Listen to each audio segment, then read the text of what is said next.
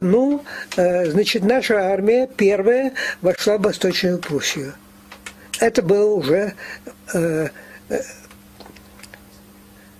ноябрь 1944 года. Город Гальдап. Перешли границу Восточной Пруссии и вступили в этот город. И он переходил из рук в руки, и не было еще тогда сил начинать настоящее наступление. В конце концов, наши отступили, и нас перевели в Сувалки. Это, значит, польский коридор Восточной Пруссии. Вот. Это было, мы там застали в обороне до января, конца месяца 1945 года. В январе 1945 года началось наступление. Вот. И город первый Инстербург такой немецкий, причем немецкие войска без боя обошли, отошли на 200 километров, без боя. И наши, я на машине ехал, и нас в это время уже было машин много. Вот.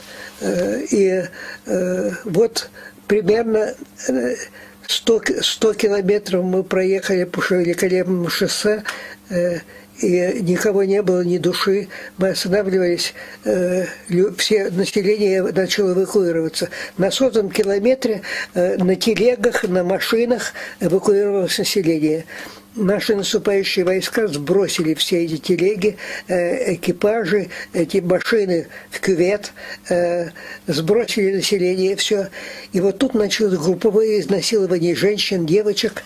Вот бросились. Ну, причина очень сложно все это объяснить. Я чувствую себя соучастником и чувствую вину свою, в свою очередь. Я в этом не участвовал, но мой взвод весь участвовал в этом. Вот.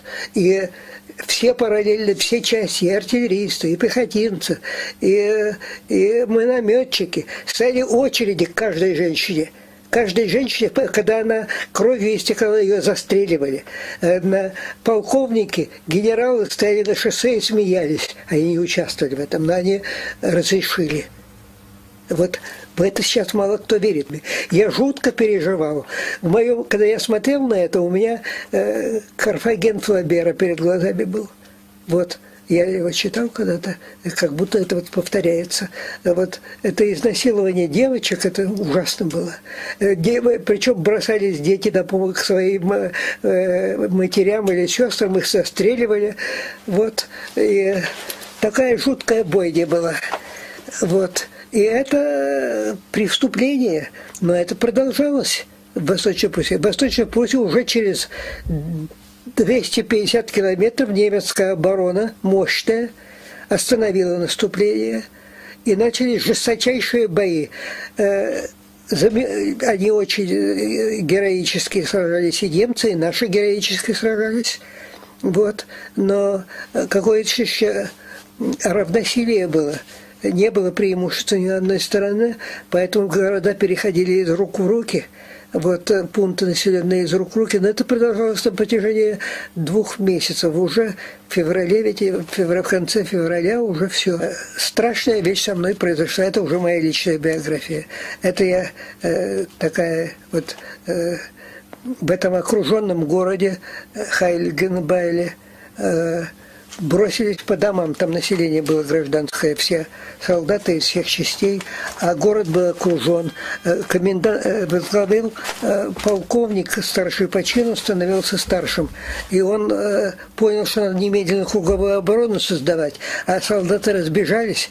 Он отправил собирать их по всей. А я остановился с 8 человеками, 8 человек со мной было из моего взвода, в кирке немецкой. У нас было 2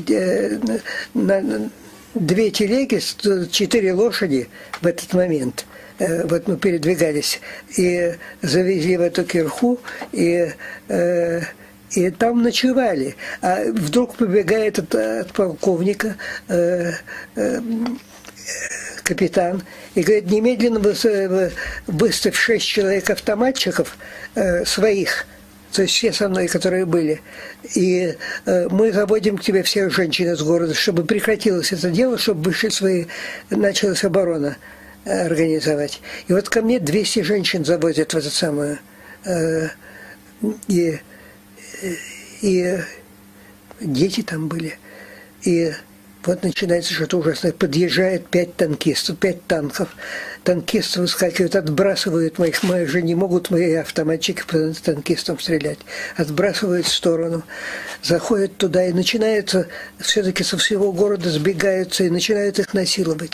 Их очереди стоят каждый. И потом они их сбрасывают, их застреливают и сбрасывают со 2-го этажа, и через окна сбрасывают их.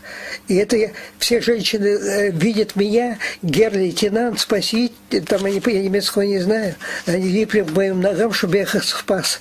Вот я ничего не мог сделать, вот ни одной не осталось. К вечеру никого уже не осталось, и мы вышли, мы не могли там находиться, невозможно было, потрясенные совершенно. Мы вышли, 8 человек, все зажгли костер, сели на... Вот думали, что же это за ужас такой. Вот. И, значит, вот это у меня в мемуарах описано. Значит, тоже вот сейчас очень многие не верят. Тут